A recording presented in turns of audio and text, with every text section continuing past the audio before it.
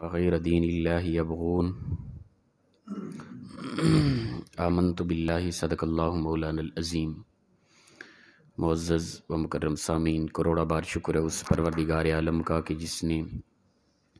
آج کی صبح ہمیں پھر سے زندگی عطا فرمائی اور ہمیں یہ سعادت اور توفیق دی کہ ہم اپنے پروردگار کے ہاں آ کر سجدریز ہوئے۔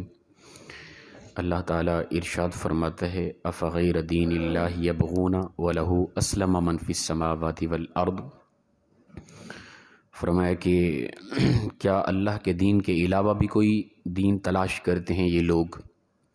یعنی دین اسلام کے علاوہ کچھ دین کو، کوئی اور دین ہے اس کو تلاش کرنے کی یہ کوشش کر رہے ہیں۔ حالانکہ وَلَهُ أَسْلَمَ مَنْ فِي السَّمَاوَاتِ وَالْأَرْضِ، حالانکہ جو کچھ بھی زمین اور آسمانوں میں ہے سب کچھ وہ اللہ کے ہاں سر جھکائے ہوئے ہے۔ کائنات کی ہر مخلوق ذرہ ذرہ اللہ کی بارگاہ میں سجدہ ریز ہے، اللہ کی بارگاہ میں سر جھکائے ہوئے ہے، طوعاً و کرہاً، فرمایا وہ خوشی کے ساتھ یا مجبور ہو کے، وَإِلَيْهِ يُرْجَعُونَ، سب نے اسی کی طرف لوٹنا ہے، ہر ایک مخلوق نے اللہ کی طرف لوٹنا ہے، ہر ایک ذرہ ذرہ اللہ کی طرف یعنی سر جھکائے ہوئے خوشی کے ساتھ یہ مجبور ہو کے، مومن مسلمان مسرور ہو کے اللہ کی بارگاہ میں جھکتا ہے، اور جو کافر ہے مشرک ہے وہ مجبور ہو کے جھکے گا۔ موت کے وقت جس طرح کہ فرعون پر وقت آیا، ڈوبنے لگا تو اس نے کہا کہ اے موسیٰ میں تیرے خدا کو مانتا ہوں، اب یہ ماننا کسی کام کا نہیں ہے۔ تو کوئی بھی کائنات کے اندر ایسی مخلوق نہیں ہے، کوئی ایسا خطہ نہیں ہے، کوئی ایسا ذرہ نہیں ہے جس کی توجہ اللہ کی طرف نہ ہو، ہر ایک اللہ کی طرف جھکا ہوا ہے۔ تو فرمایا دنیا کے اندر تم اللہ کے دین کے علاوہ اگر اور کوئی دین تلاش کرتے ہو تو تم غلطی پر ہو۔ تم سمجھو کہ تمہاری دنیاوی زندگی، آرام و سکون دنیاوی زندگی میں حاصل کر سکو گے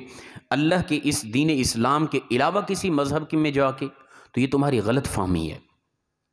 اگر مطمئن ہونا چاہتے ہو،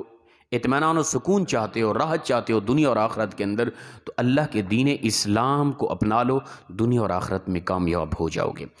فرمایا قل آمنا باللہ وما انزل علینا، اے محبوب آپ ان کو کہہ دو کہ ہم ایمان لائے اللہ پر،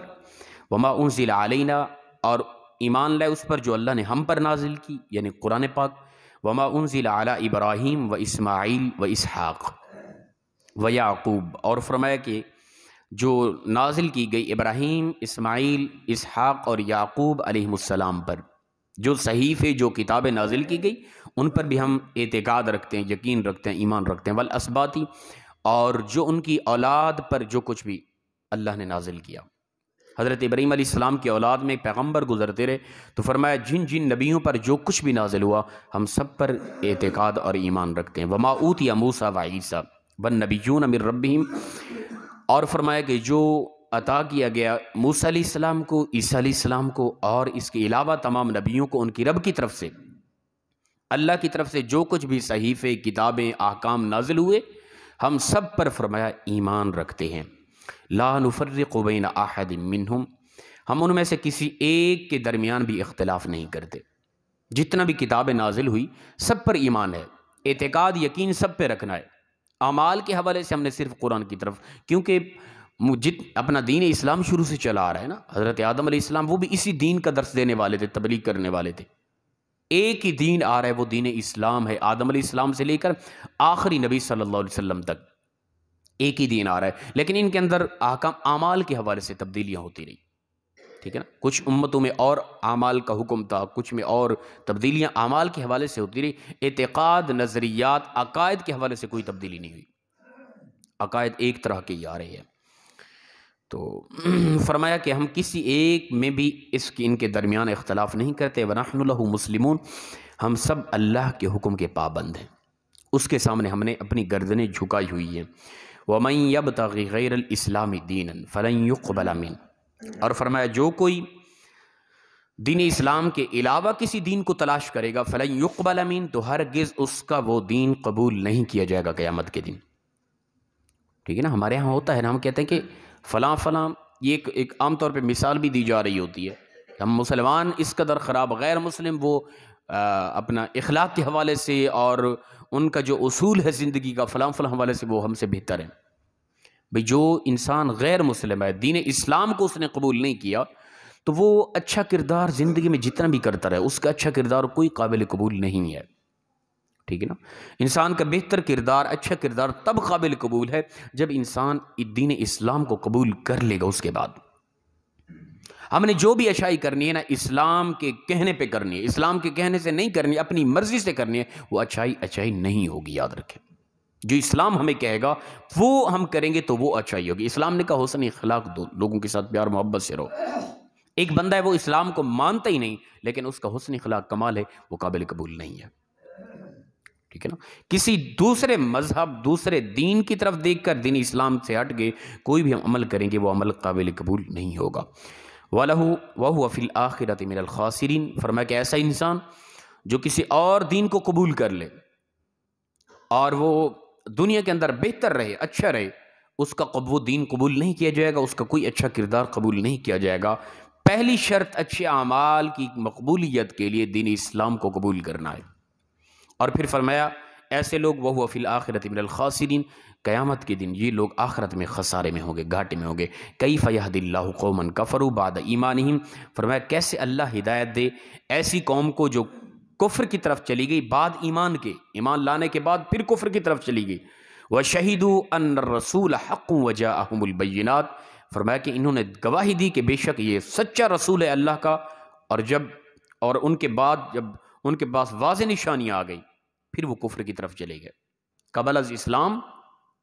یہود و نصارہ ان کے پاس مکمل دلائل تھی کہ آخر الزمان ابھی آئے گا، اس دور میں آئے گا، فلاں اس کی شکل و صورت ہوگی، یہ انداز ہوں گے، یہ اس کے معجزات ہوں گے، اس طرح کا اس کا طریقہ ہوگا، یہ سب کچھ وہ انتظار میں تھے۔ اور جب رسول اللہ صلی اللہ علیہ وسلم تشریف لائے،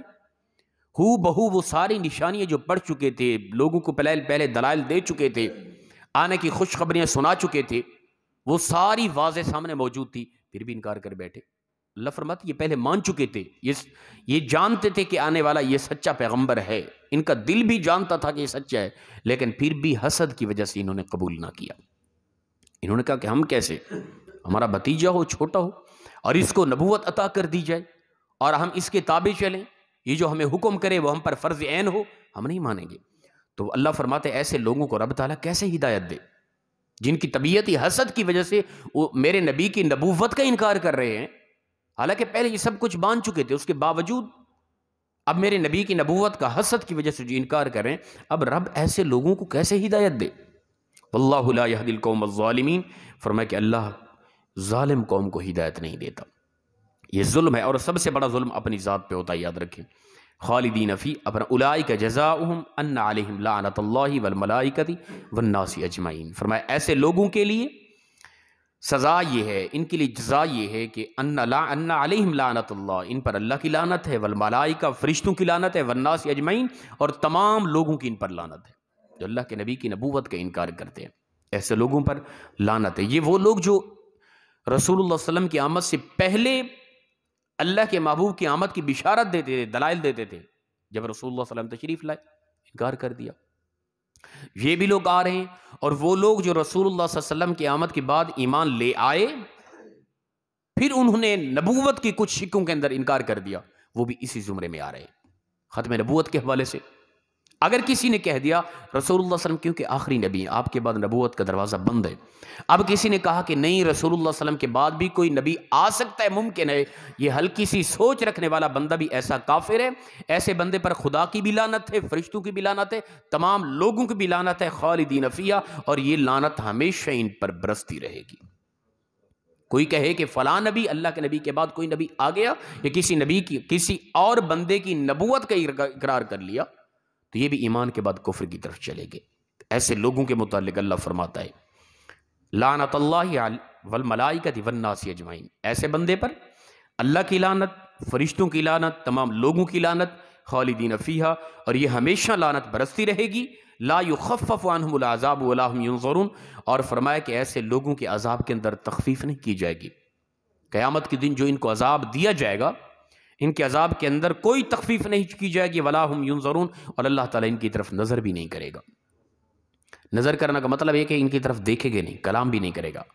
ولا یکلمہم اللہ، اور اللہ ان سے کلام بھی نہیں کرے گا۔ یہ بھی الفاظ آتے ہیں۔ ایک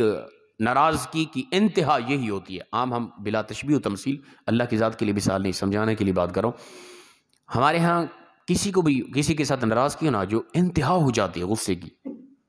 تو اس کے ساتھ آخری یہی بات ہوتی ہے کہ بس سے بات ہی نہیں کرنی، وہ بات کرے تو بات ہی نہیں کرنی، وہ اس کی طرف دیکھنا ہی نہیں ہے، بس